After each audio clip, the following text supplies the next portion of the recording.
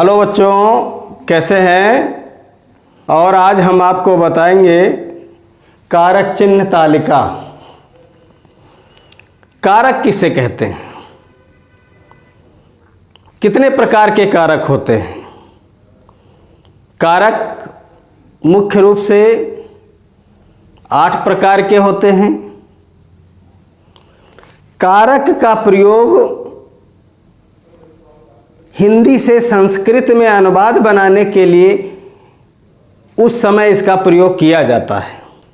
हिंदी से संस्कृत में अनुवाद बनाने के लिए कारक चिन्ह तालिका का जानना परम आवश्यक है। इसलिए बच्चों, आज हम आपको कारक चिन्ह तालिका के विषय में बताएंगे।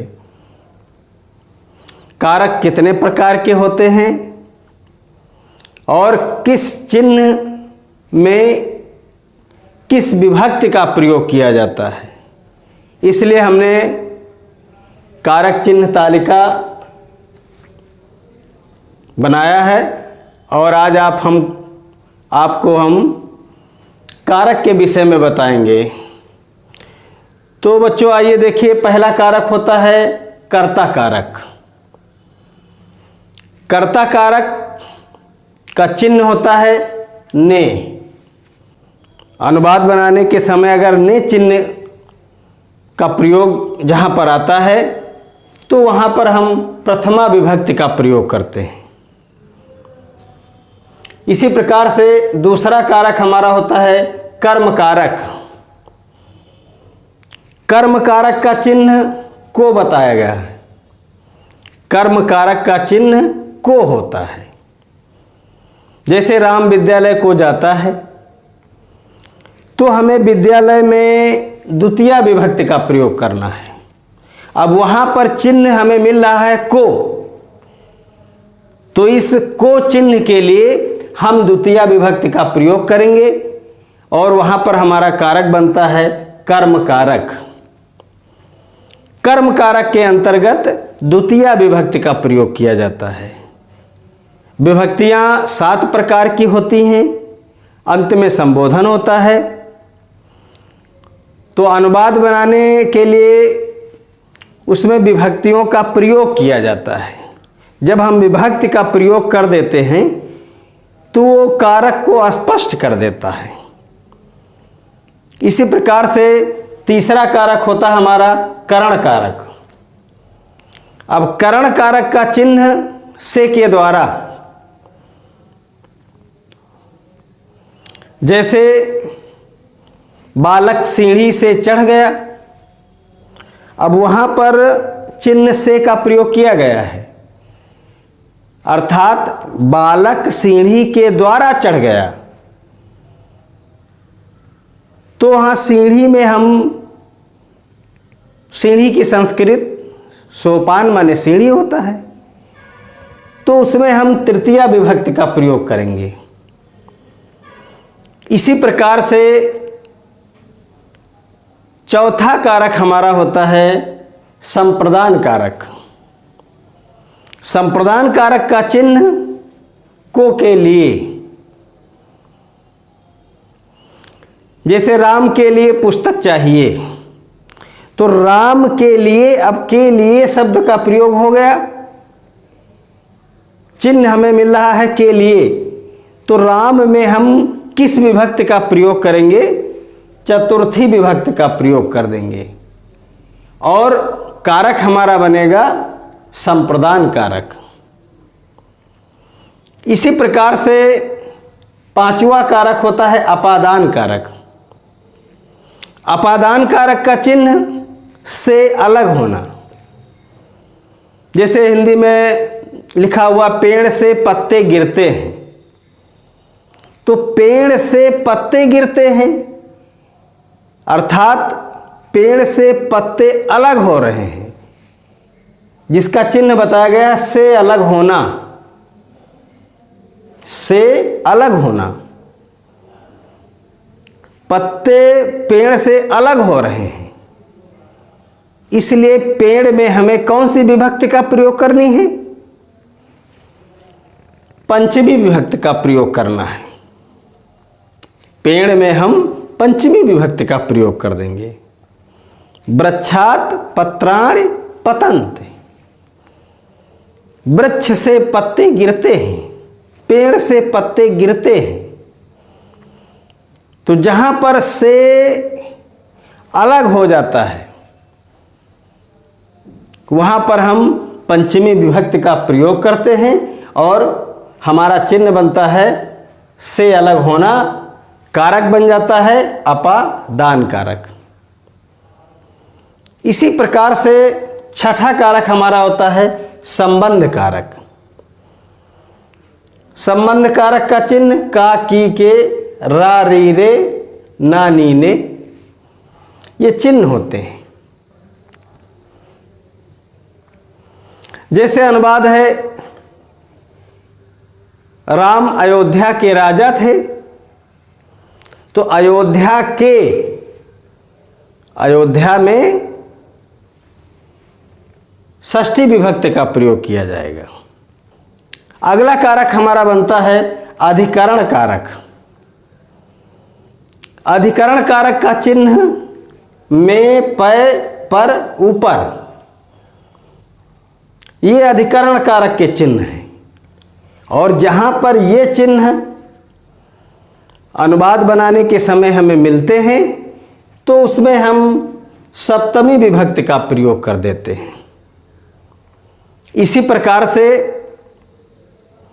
अंतिम होता है संबोधन। संबोधन जो हम करते हैं, संबोधन के चिन्ह हैं हे, अरे, भो,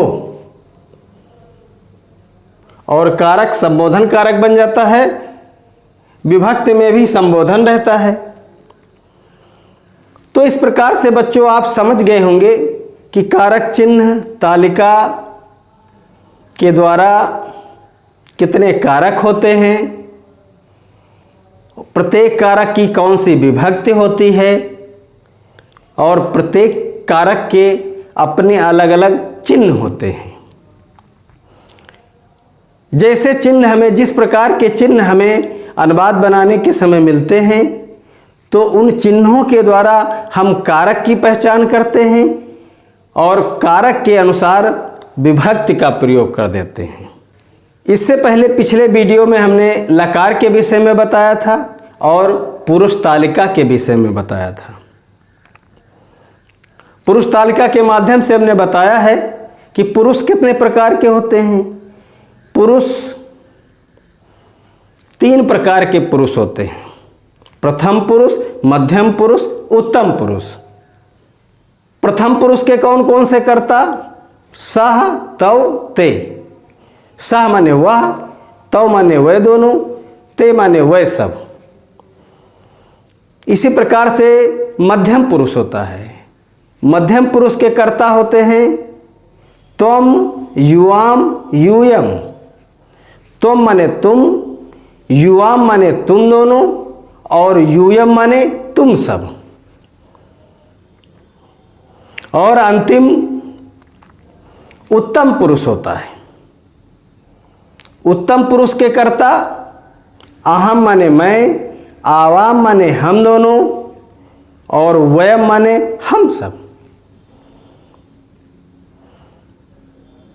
अंग्रेजी भाषा में 2 वचन होते हैं, सिंगुलर नंबर, प्लूरल नंबर, अर्थात एक वचन, बहुवचन।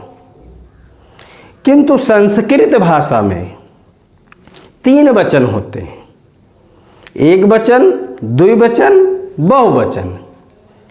एक वचन किसे कहते हैं? जहाँ एक संख्या का बोध होता है उसे एक वचन कहा जाता है।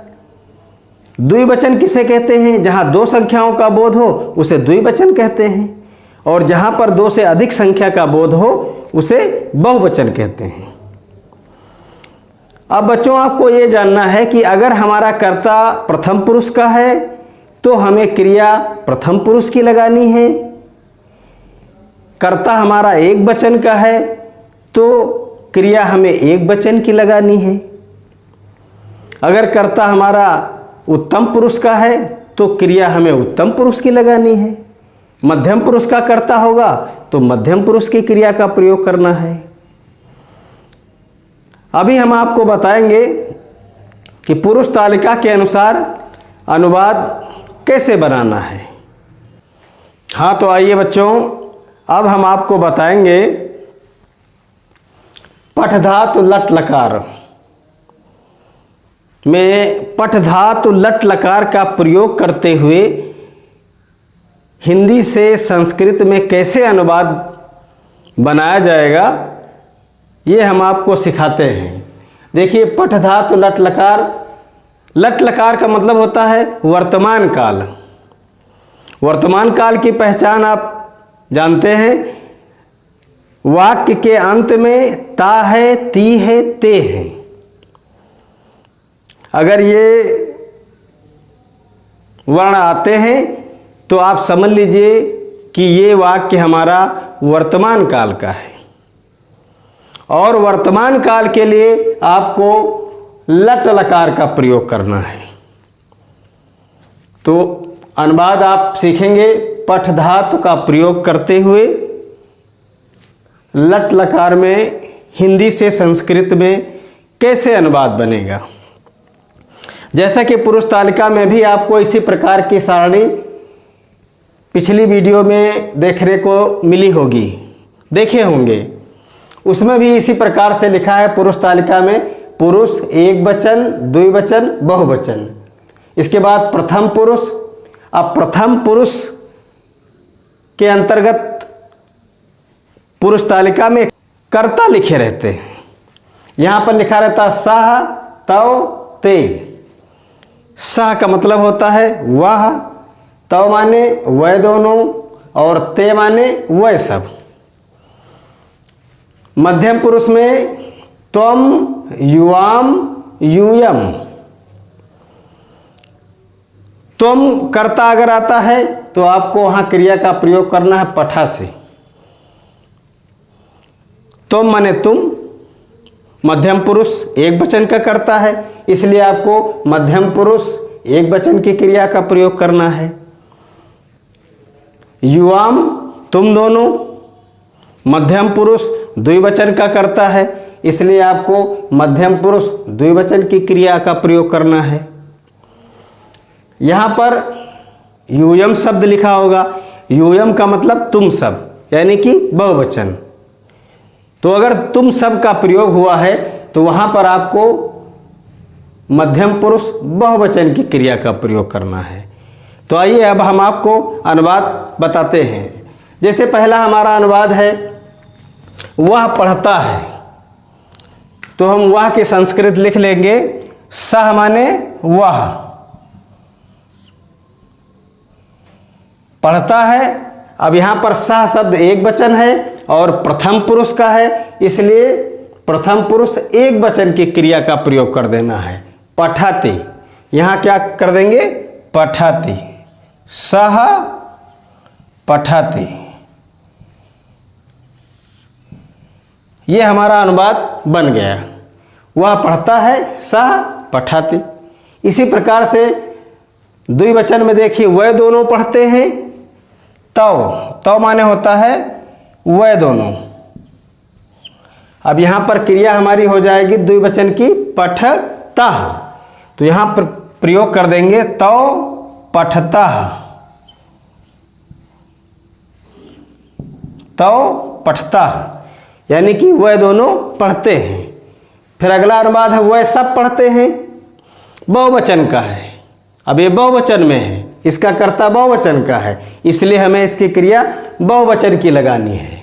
तो यहाँ पर क्या हो जाएगा ते, ते माने होता है वह सब, ते पठन्ति। क्या हो जाएगा ते पठन्ति, वह सब पढ़ते हैं। अगला अनुवाद है तुम पढ़ते हो। अब यह तुम शब्द मध्यम पुरुष का करता है, इसलिए हमें मध्यम पुरुष की क्रिया का प्रयोग करना है। तो आइए देखिए, तुम की संस्कृत होती है त्वम, त्वम माने तुम। अब मध्यम पुरुष एक वचन की क्रिया का प्रयोग करना है, तुम पठासे। क्या हो जाएगा तुम पठासे। अगला अनुवाद है तुम दोनों पढ़ते हो, मध्यम पुरुष द्विवचन का करता है, इसलिए मध्यम पुरुष द्विवचन की क्रिया क्या बनेगी? पठ था। तुम दोनों की संस्कृत युवाम। युवाम माने होता है तुम दोनों, और पठ था तुम दोनों पढ़ते हो। और फिर छठा अनुवाद होता तुम सब पढ़ते हो। अब बहुवचन, मध्यम पुरुष बहुवचन का है, इसलिए यहां पर इसकी संस्कृत हो जाएगी यूयम माने तुम सब, यूयम पठथ, यूयम पठथ। अगला अनुवाद आता है मैं पढ़ता हूं। अब ये उत्तम पुरुष के अंतर्गत आ रहा है, कहता हमारा उत्तम पुरुष का है, इसलिए अब हमें क्रिया उत्तम पुरुष की लगानी है। अहम माने होता है मैं, अहम पठामि, क्रिया क्या बनेगी? पठामि, मैं पढ़ता हूं। अगला अनुवाद है हम दोनों पढ़ते हैं। अब ये द्विवचन का है कर्ता, तो आवाम माने होता है हम दोनों, आवाम पठावा, अनुवाद बन जाएगा आवाम पठावा। फिर अगला अनुवाद है हम सब पढ़ते हैं। उत्तम पुरुष बहुवचन का करता है, इसलिए उत्तम पुरुष बहुवचन की क्रिया का प्रयोग करना है। तो वयम माने होता है हम सब, वयम पठामा, क्या बन जाएगा? वयम पठामा। इस प्रकार बच्चों आप लोगों ने देखा होगा कि पठ धातु लट लकार का प्रयोग करते हुए अनुवाद किस प्रकार से बनाना हमने बताया है आपको। तो इसी प्रकार से सभी लकारों में पुरुष तालिका को ध्यान में रखते हुए आपको अनुवाद बनाना है। तो इसका अनुवाद कैसे क्या बन जाएगा?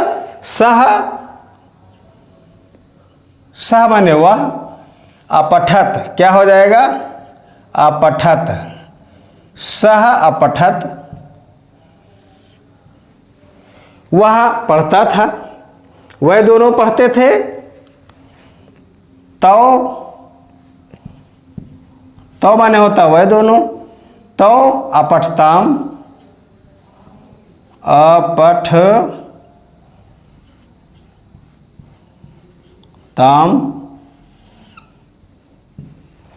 वह सब पढ़ते थे। बहुवचन का वाक्य है, प्रथम पुरुष बहुवचन का है, इसलिए प्रथम पुरुष बहुवचन की क्रिया का प्रयोग करेंगे। तो क्या हो जाएगा? ते अपठन, ते अपठन। अब मध्यम पुरुष के कर्ता देखिए, तुम पढ़ते थे, तुम।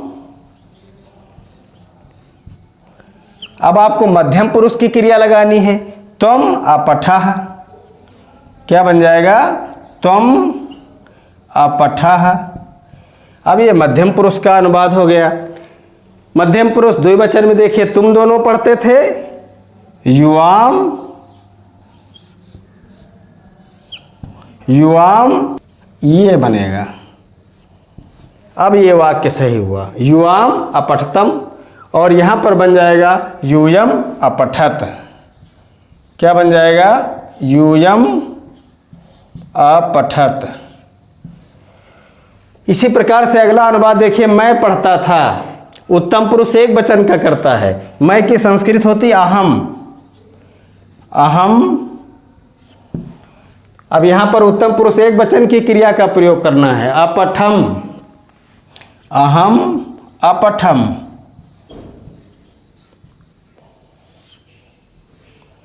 अहम अपठम। उत्तम पुरुष द्विवचन का कर्ता देखिए, हम दोनों की संस्कृत आवाम, आवाम अपठाव, अपठाव। और फिर अंतिम अनुवाद हमारा है हम सब पढ़ते थे। हम सब की संस्कृत वयम, वयम, वयम अपठाम। क्या हो जाएगा? अपठाम।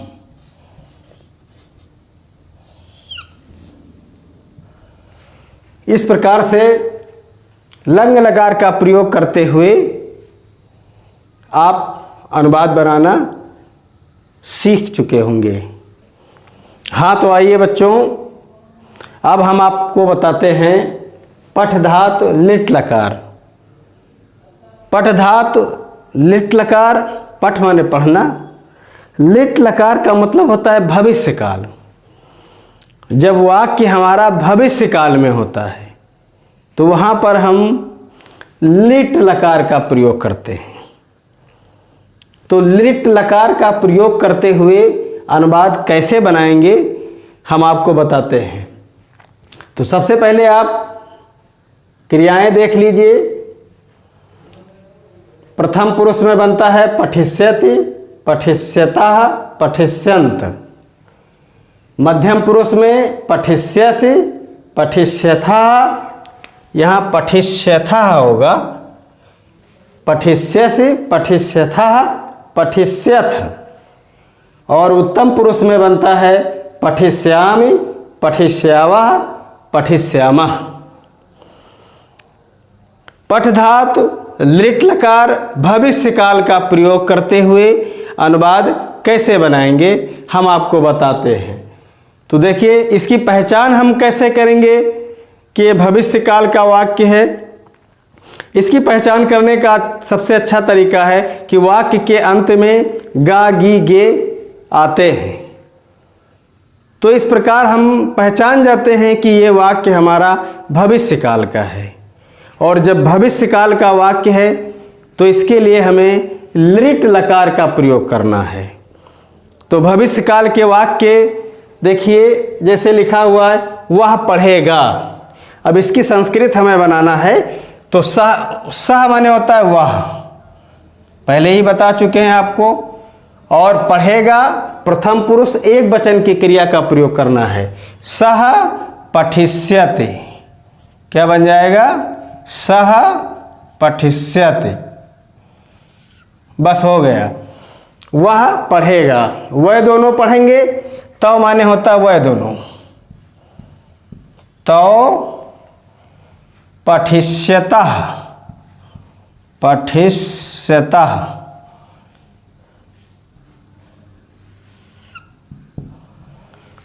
तीसरा अनुवाद है वह सब पढ़ेंगे, बहुवचन में है। तो ते पठिष्यन्त का प्रयोग कर देंगे। ते पठिष्यन्ति।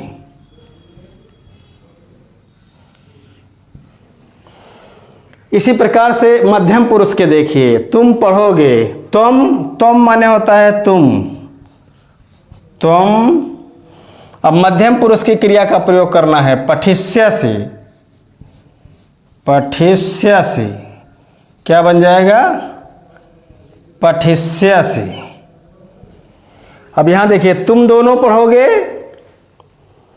द्विवचन की क्रिया का प्रयोग करना है। युवाम माने होता है तुम दोनों। युवाम पठिष्यथः। क्या हो जाएगा?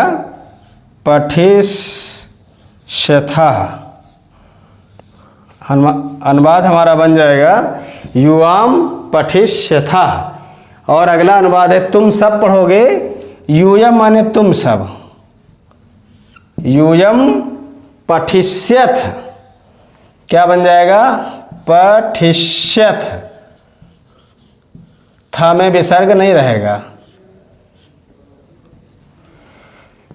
उत्तम पुरुष के देखिए, उत्तम पुरुष एक वचन में अनुवाद है मैं पढ़ूंगा। अहम, अहम माने मैं। अहम पठिष्यामि हो जाएगा। क्या हो जाएगा? अहम पठिष्यामि। मैं पढ़ूंगा। इसी प्रकार से द्विवचन में देखिए, हम दोनों पढ़ेंगे। हम दोनों की संस्कृत आवाम, आवाम पठिष्यावः, क्या हो जाएगा? पठिष्यावः।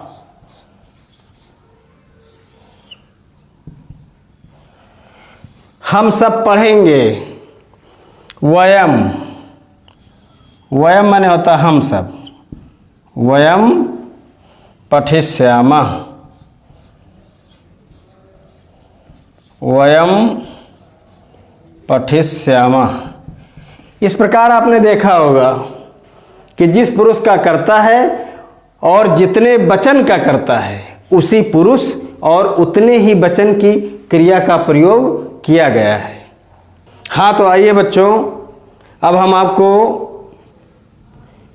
पठ धातु लोट लकार यानी कि आज्ञार्थक पठ धातु लोट लकार का प्रयोग करते हुए अनुवाद बनाना सिखाएंगे। तो आइए, लोट लकार की पहचान कैसे करेंगे? इसकी पहचान करने के लिए पहले आप ध्यान से वाक्य को देखिए। वो वाक्य इस बात को प्रकट करता है कि इसमें आज्ञा दी गई है। जैसा कि लोट लकार का मतलब होता है आज्ञार्थक, मतलब ऐसे वाक्य जिसमें आज्ञा दी जाए, वहां पर हम लोट लकार का प्रयोग करते हैं। अब आइए देखिए, पहला वाक्य हमारा है वह पढ़े। इससे यह स्पष्ट हो जाता है कि इसमें आज्ञा दी जा रही है। वह पढ़े, उसको आज्ञा दी जा रही है कि आप पढ़िए। तो ऐसे वाक्यों में आपको लोट लकार का प्रयोग करना है। अब इसका अनुवाद कैसे बनाएंगे? वह पढ़े, सह माने वह, सह पठतु, वह पढ़े। अब सह, ये प्रथम पुरुष एक वचन का है, इसलिए प्रथम पुरुष एक वचन की क्रिया का प्रयोग किया गया है। वह दोनों पढ़ें तो पठताम, क्या हो जाएगा? पठताम। वह दोनों पढ़ें, वह सब पढ़े, बहुवचन है। वह सब की संस्कृत ते, सब पढ़ें की संस्कृत क्या होगी? ते पठन्तु, वह सब पढ़ें। इस प्रकार से प्रथम पुरुष के ये तीनों अनुवाद बन गए। अब आइए मध्यम पुरुष के अनुवाद देखिए। तुम पढ़ो, तुम माने तुम, मध्यम पुरुष की क्रिया का प्रयोग कर देंगे। तुम पठ, तुम पढ़ो। तुम दोनों पढ़ो, मध्यम पुरुष द्विवचन। युवाम माने तुम दोनों, युवाम पठतम, तुम दोनों पढ़ो।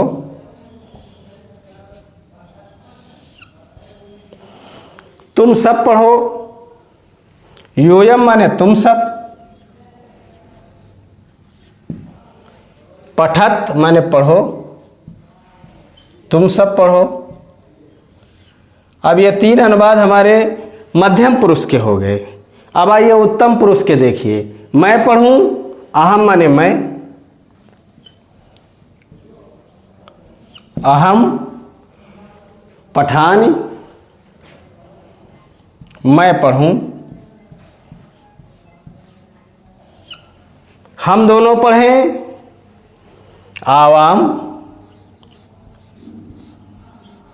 आवाम माने होता हम दोनों। पठाओ, आवाम पठाओ, हम दोनों पढ़ें। फिर हम सब पढ़ें, वयम माने हम सब, वयम पठाम हो जाएगा।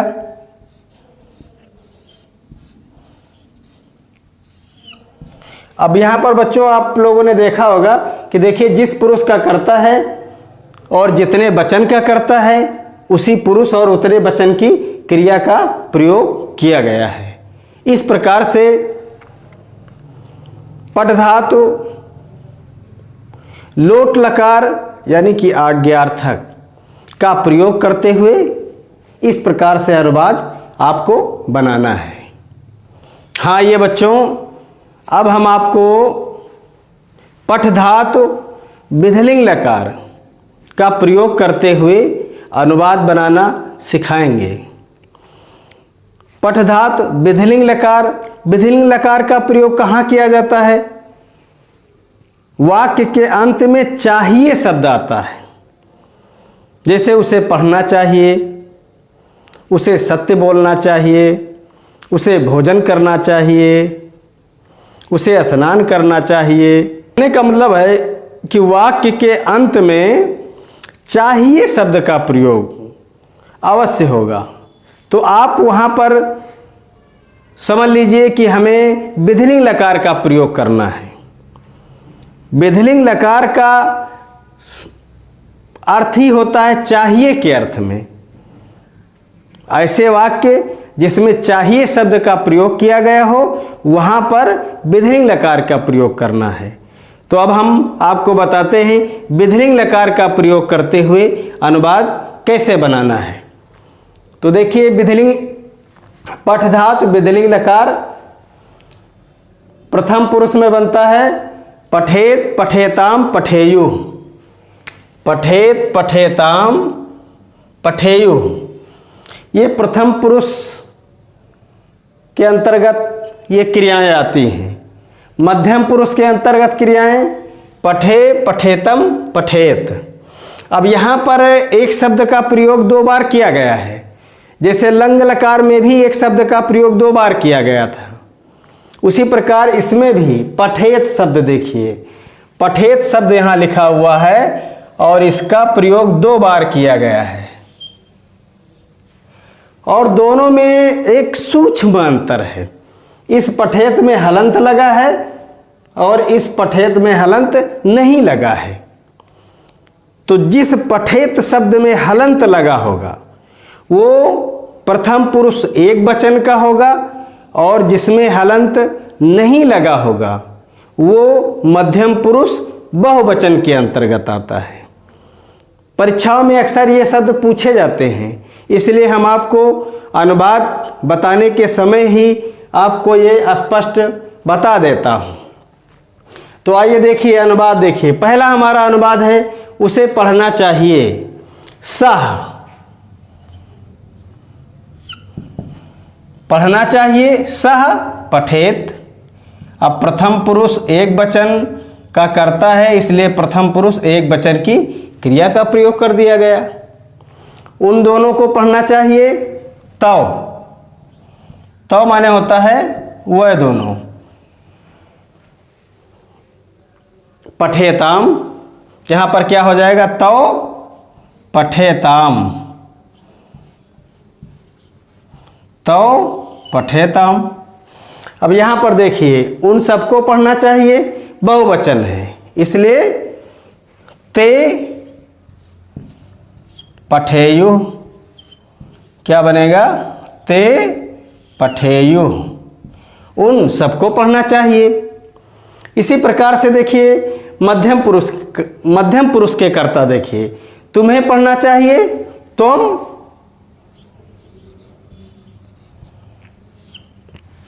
पठे।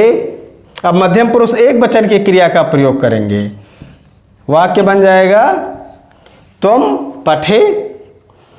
तुम दोनों को पढ़ना चाहिए, मध्यम पुरुष द्विवचन, तुम दोनों। युवाम माने तुम दोनों। पठेतम क्या बन जाएगा? पठेतम।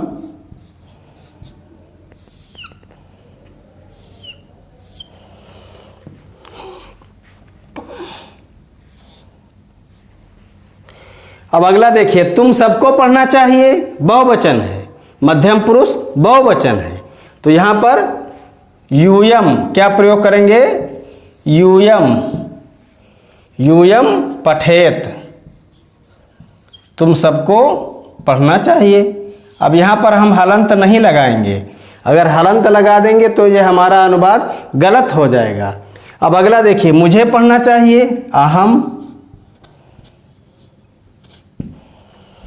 अहम पठेयम, क्या हो जाएगा, अहम पठेयम, मुझे पढ़ना चाहिए। हम दोनों को पढ़ना चाहिए, आवाम माने हम दोनों, आवाम, आवाम पठेव, क्या बन जाएगा, आवाम पठेव। हम सबको पढ़ना चाहिए, वयम माने हम सब, तो ये वाक्य हमारा बन जाएगा वयम, वयम पठेम, क्या बन जाएगा, वयम पठेम। तो बच्चों, इस प्रकार से आज हमने आपको आपके जो पाठ्यक्रम में 5 लकारें हैं, इन 5 लकारों का प्रयोग करते हुए हिंदी से संस्कृत में कैसे अनुवाद बनाया जाएगा, ये आज हमने आपको सिखा दिया है।